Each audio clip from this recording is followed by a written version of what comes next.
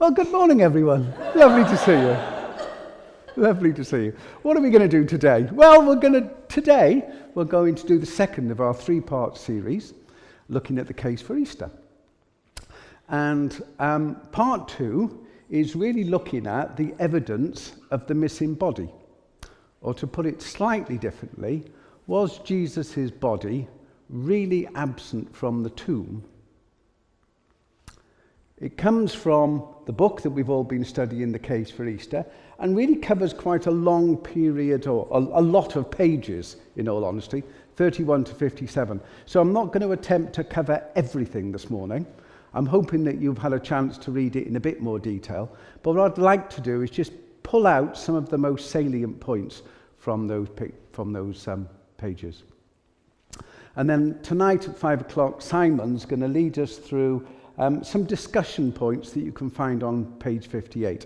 But they really are about, in summary, how well is the case made for Jesus' body being absent from the tomb? Do we really believe there's sufficient evidence to be able to respond to anybody who challenges us on that topic? I'd like to start by just reminding you of a very sad story. Madeleine McCann disappeared on the 3rd of May 2007. She'd been on holiday with her parents at the Portuguese resort of Praia da Luz. Her parents had been out dining with some friends. They were no more than 50 yards or 50 meters away from where she was sleeping. But when they returned, the bedroom was empty. Nowhere to be seen. And despite a huge search, which is really continuing to this very day, there have been lots and lots of false leads. Occasionally somebody will say, well, I've seen somebody who might look a bit like her now. Yeah? She's never been found. No body's ever been found. And the picture on the right-hand side there is a mock-up of what she could look like if she were found today. Maddie was only 3 years old. Really, really horrific story. So, why am I reminding you about this? Well, when it comes to looking at evidence for somebody that's missing, a missing body, then there are some comparisons which are worth kind of drawing out here. But, unlike the case of Maddie, the issue with Jesus isn't that he went missing and was nowhere to be seen.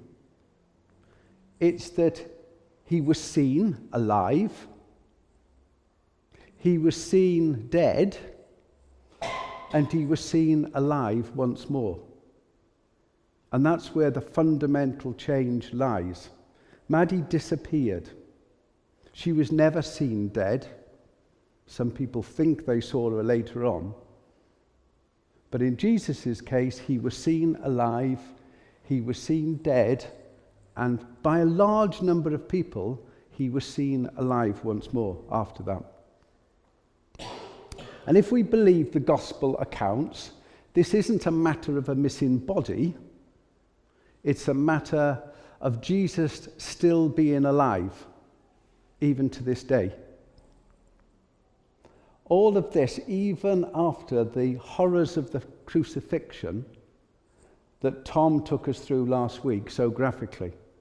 You know, I think I walked away last week absolutely clear that if Jesus had gone through that crucifixion, there was no way he could have lived.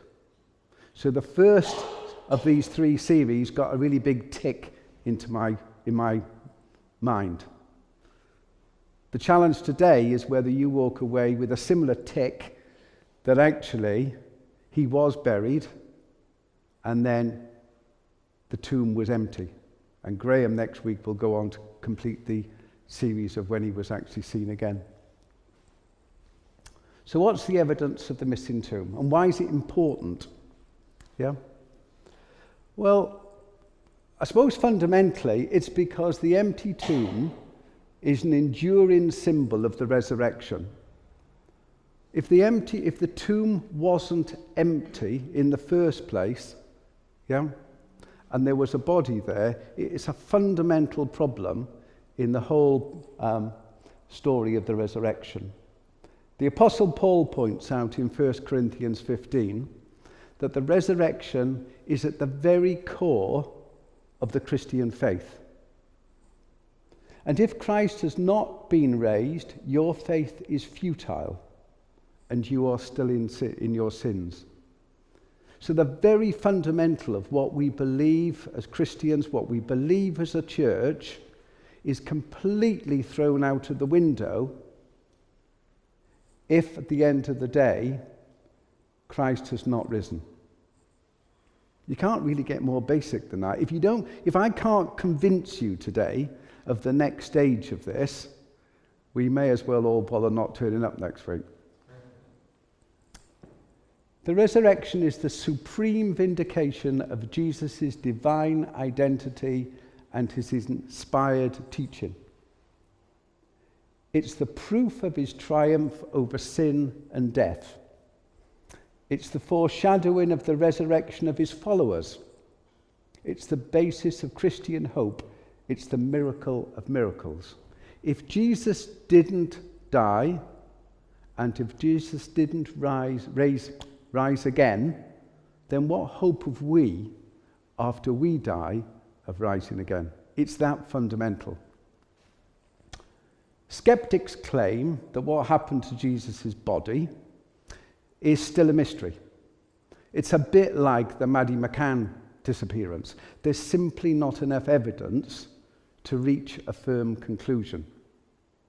We really don't know what's happened to Maddie. Even to this day, she might have been killed. She might have been murdered. She might have been trafficked. She might be still alive. We just don't know. There's not enough evidence. And skeptics would say the same is true about Jesus. I suppose my job is to prove that that's not the case.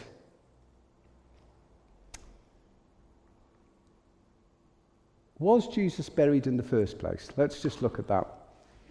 History tells us that as a rule, crucified criminals were left on the cross in a very visual way to show that they had been punished for the crime that they'd done and that they were eaten by the crows and the birds, and eventually they were thrown into a common grave.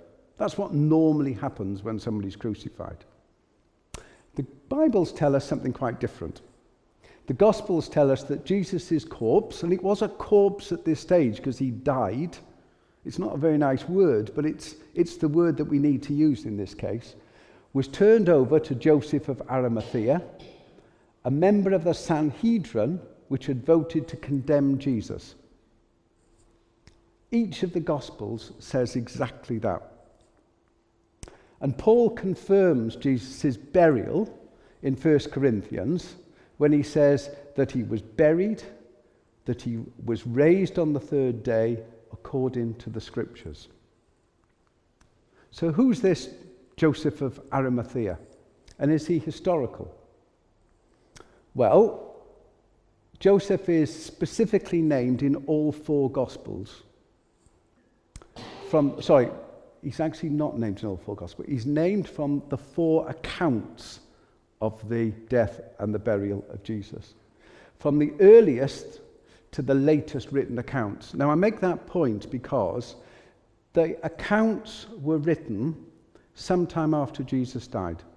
The first was written by Paul in Corinthians, roughly 25 years after Jesus died. They then work their way through to Luke, then Matthew, and the final account was actually written almost 50 years after Jesus' death. But each of them makes reference to Joseph of Arimathea. In Luke 23, we are told, there was a man named Joseph, a member of the council, a good and upright man who had not consented to their decision and action. The assumption here is that when the council met and decided that Jesus should be prosecuted, then he wasn't at that decision. Otherwise, why on earth would he have actually gone to Pilate, and actually asked for Jesus' body? And what it says is, then he took it down, Jesus' body, wrapped it in linen cloth, and placed it in a tomb cut in the rock. The Sabbath was about to begin. And that's really important in two ways. One, it just highlights the fact that the Sabbath was coming, a day when really nothing could be done, no heavy work could be done. But secondly, there was a desire to get Jesus' body down quickly and into a tomb, into a place that was so different to what would normally have happened to a crucified body. How secure was the tomb? Well, archaeologists have discovered from excavations of the first century that there was a slanted groove that led to a low entrance. Basically, this disc, if I can make this work, was in a trough, in a groove, and it would run down and lodge itself at the bottom. And then there would be another stone placed here, which would lock it into position against the entrance. It would have taken several men to move the disc back up the slope. It's easy to push a big weight down, but it's much harder to actually pull it back up again. And it would have required several men to be able to do this. Jesus' tomb was guarded and watched by disciplined Roman soldiers. Now, I've been doing a little more digging, and actually, I'm not sure I can use the word Roman soldiers here. What the Bible actually says, it was guarded. Yeah? Now, there is an argument that says, in the same way as when they came to arrest Jesus, it was Roman soldiers that made that arrest. It was it's probable that it was Roman soldiers that were guarding it. And Pilate had specifically asked that the tomb be guarded and secured. Yeah? But we know it was guarded, so it was a secure kind of setup here.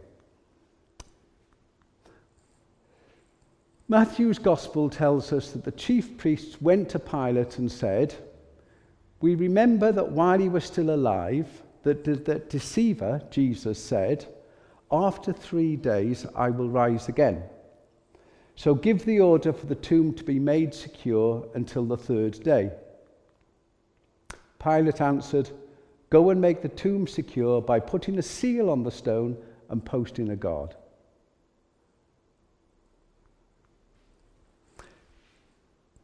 If you read all 4 of the accounts,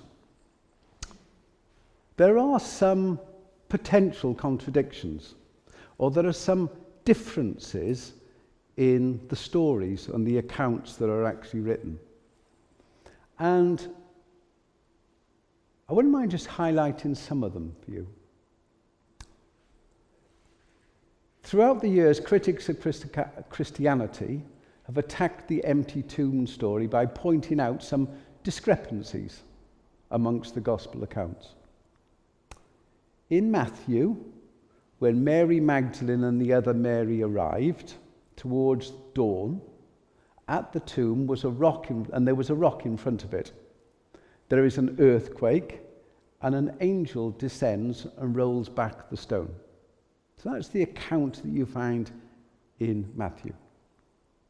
In Mark, the women arrived at sunrise, and the stone had been rolled back. In Luke, when the women arrive at early dawn, they find the stone had already been rolled back. Now, there are some slight differences there. One uses the word dawn, one says it was sunrise, and one says early dawn. Do these things matter? And I suppose that's the question that we need to ask. Exactly who came, again, varies slightly. In Matthew, Mary Magdalene and the other Mary arrived. 2 women arrived at the tomb. In Mark, it just says the women. It doesn't really tell us who. In Luke, the women arrive. When you look into the detail behind that, what Mark actually says is that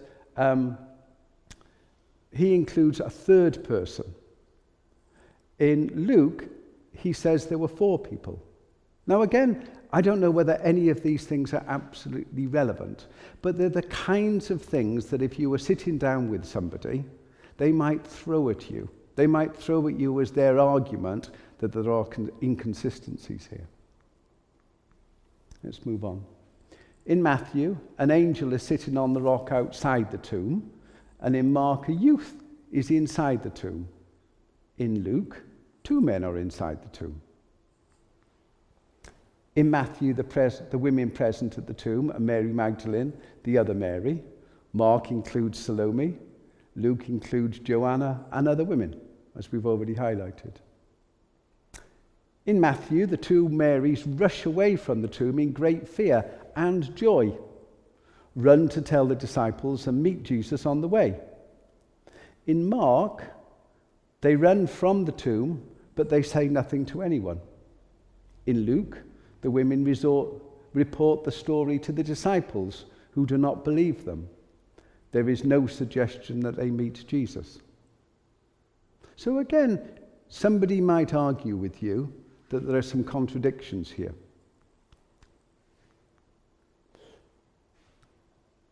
This is my response, I suppose, to those contradictions.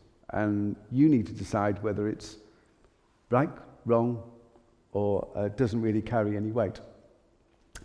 For a philosopher, if something is inconsistent, the law of contradiction says, this can't be true, throw it out. Yep? Very simple. However, an historian looking back looks at the narratives, looks at the stories and says, if I see some inconsistencies, but I notice something about them, they're all in the secondary detail, then I say to myself, the core of the story is the same. Yep. So one would say, the philosopher says, any inconsistencies, throw it out. An historian would say, let's look at the overall story here. Let's identify what's consistent as well as what's potentially inconsistent. So what's the core of the story? Joseph of Arimathea takes the body of Jesus and puts it in the tomb. That seems to be in no doubt. It's absolutely consistent in all of the accounts. The tomb is visited by a small group of women followers of Jesus. Now, if you were writing this account some 25 years later, some 30 years later, some 50 years later, and you were writing this account from what you had been told by other people, because none of the people that write the account are actually there visiting the tomb, they're relaying back. What they would be recording is what's told to them, what people remember taking place. And what's absolutely consistent here is that it was a small group of women, and that's important, we'll get to that in a little while, who were followers of Jesus. Now, some people remember the 2 Marys. Some people remembered actually there wasn't just the 2 Marys. Naomi was with them, or Joanna was with them. Some say there were even more. But the important thing is it was a group of women followers of Jesus. And that's consistent to all the accounts. It was early on the Sunday morning following the crucifixion. And that's important because it's consistent in all of the accounts and also confirms the period of time that Jesus was in the tomb after he had died, before he rose again. The women find the tomb empty. Yeah? In that, Jesus' body had disappeared. That's absolutely consistent in all four of the accounts. And they see a vision of angels saying that Jesus has risen. Absolutely consistent to all of the accounts. And what you have to decide, if this was a case of law, if this had been a murder, and I got some advice from Tom, our legal expert on this earlier in the week, if this was a court of law and 3 people had seen a murder and they'd seen the accused murdering somebody, yeah, that's what's important. If one remembers that actually the murderer had red shoes and the other one thinks he had blue shoes, then that's completely irrelevant. It's completely secondary. Yeah? It's just what they remembered. It's the core message that's really important here.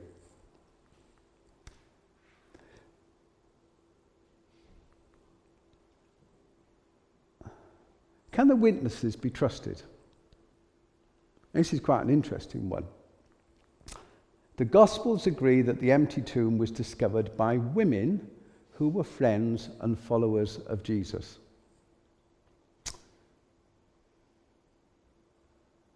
The fact that they were women is relevant. Why were they going there in the first place?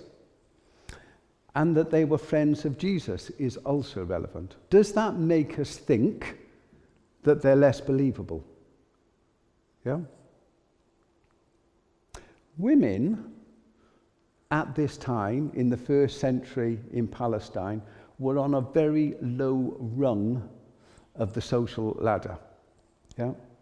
Women's testimonies were regarded as worthless, and so worthless that they weren't even allowed as legal witnesses in a Jewish court of law. Now, why do I make this point? Well, I make this point because if you were trying to create evidence, you might have taken the easy route. You might have said Jesus' tomb was discovered empty by men of high standing in the local community who were to be believed. But actually, each of the Gospels is absolutely consistent in saying, no, it was women. It was women who discovered that the tomb was empty. Yeah? And that's really important in all of this. Women would really have been the last people you'd have chosen. But actually, in this case, it actually demonstrates that people were so confident that it was empty that they didn't need to make something up. They didn't need to add bits to the whole story. They were that confident about everything. So let's look at the evidence. There are 4 accounts of the burial and of the empty tomb in the Bible. Starting in the earliest account in 1 Corinthians through Mark, Matthew, and finally on to Luke. So if we believe the Bible in the first place, this isn't just a one-off story. This is 4 separate people recording the account in a lot of detail over a period of time. Jesus' corpse was definitely handed over to Joseph of Arimathea and placed in the tomb. So not only do we know that he died, we also know that he was placed in that tomb. The tomb was secured and was guarded. That's not in any doubt. And the core story is consistent throughout all of the accounts.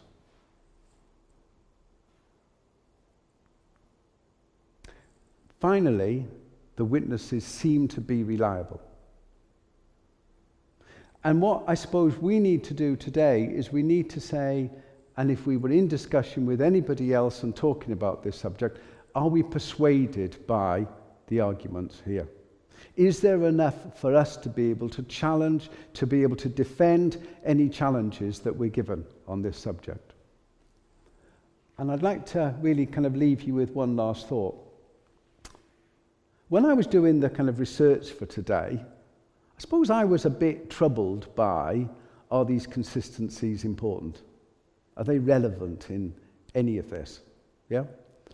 And in looking through the Bible and looking for some reassurance on that topic, I was kind of drawn to this particular verse in 1 Corinthians, where it says, "For now we see only a reflection as in a mirror. Then," that's when we get to heaven, "we shall see face to face. Now we know in part. Then I shall know fully, even as I am fully known." I suppose what this is telling us is that there is a need for faith here. We don't know the absolute story in every possible detail. There are some things that for us might not be absolutely crystally clear. But we have to have faith. We have to say to ourselves, the evidence overall is overwhelming. And we need to place our trust that it may not be until we get to heaven that we will know the absolute detail in every particular facet.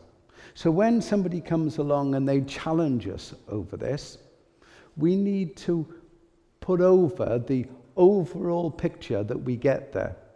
And we may need to accept that we don't know that whole story, but that we do know enough to have absolute faith that Jesus not only died, as Tom talked about last week, but that he was buried, and that the tomb, when it was visited by the women, was empty. And Graham will go on next week to talk about the third part of our story, when Jesus was seen again.